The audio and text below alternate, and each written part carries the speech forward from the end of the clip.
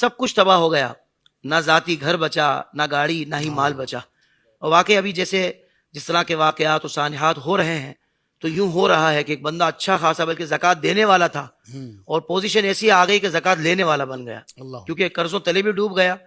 تو اچھا خاصا تھا بیچارہ، اور بیچارہ ایسی آزمائش آئی کہ بہت سارے لوگوں کے ساتھ اس طرح بھی بالخصوص سانحہ گل بلازہ میں بھی ہوا. تو حضور اگر ایسی سچویشن ہو جائے تو کوئی ایسا وظیفہ بتائیں کہ بندہ پہلے کہ جیسا کھڑا تو ہو جائے اس سے زیادہ مضبوط کھڑا ہو جائے. اللہ رب العالمین مجھے، آپ کو، ہم سب کو، جتنے ناظرین دیکھ رہے ہیں، جی جو سن رہے ہیں، بعد میں سنیں گے، پروردگار عالم سب کو اس طرح کے حالات سے محفوظ فرمائے. اللہم آمین. کیونکہ حدیث پاک میں فرمایا گیا کہ فقر جو ہے نا، محتاجی، یہ کفر کی طرف لے جاتا ہے، نعوذ باللہ انسان. اللہ. کیونکہ ایک بندہ مالدار تھا اور یہ دنیا جو نا، وہ کہا گیا کہ الناس باللباس، لوگ آپ کے ظاہر کے ساتھ ہیں، لباس کے ساتھ. جی جی جی. جیسا آپ کا حلیہ وضاقتہ ہے، پیسہ ہے، تو آپ کی چپلوں سے بھی کی جائے گی، آپ کے بابا بھی کی جائے گی، آپ کی غلط باتوں کو بھی صحیح کہا جائے گا.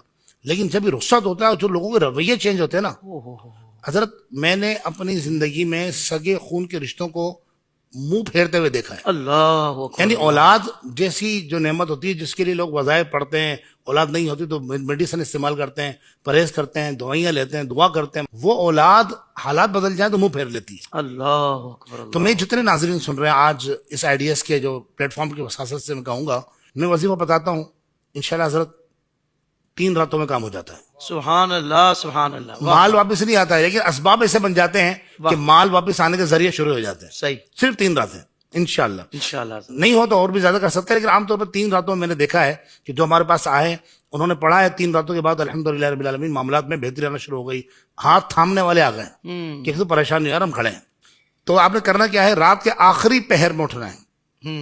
اب جاگ رہے تب بھی کوئی مسئلہ نہیں ہے، لیکن سو گئے تو رات کے آخری پہر میں اٹھ جائیں. اچھا، آخری پہر کس کو بولتے ہیں؟ آخری پہر کہا جاتا ہے تو جو فجر کا ٹائم شروع ہو رہا ہے اس سے پیچھے جو 3-4 گھنٹے ہیں نا، یہ آخری پہر کہلاتا ہے. ٹھیک ہے. آسان الفاظ میں نے عرض کر دیا. تو رات کے آخری پہر میں اٹھ جائے اور باوضو ہو کر، چاہے وضو ہو تب بھی تازہ وضو کرے، باوضو ہو کر 3 سجدے کر رہے ہیں.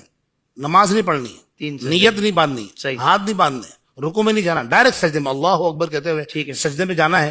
اور پہلے سجدے میں 100 مرتبہ یا وہابو پڑھیں گے. ٹھیک ہے. کیا پڑھیں گے؟ یا وہابو. ٹھیک ہے. پھر اٹھ جائیں گے سجدے سے، پھر دوسرے سجدے میں جائیں گے اور یا وہابو 100 مرتبہ پڑھیں گے. اچھا، عام طور پہ اب گنے کیسے؟ سوال یہ ہوتا ہے، تینوں سجدوں میں 100 مرتبہ کر کے یا وہابو پڑھیں گے.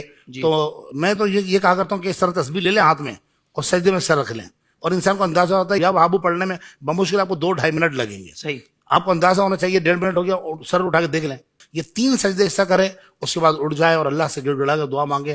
حضرت عام طور پر پہلی رات میں ہی کام ہو جاتا ہے. اللہ اکبر. نہیں ہو تو دوسری رات، نہیں ہو تو تیسری رات میں انشاءاللہ ضرور کامیاب. اللہ آپ کو خوب جزائے خیر عطا فرمائے.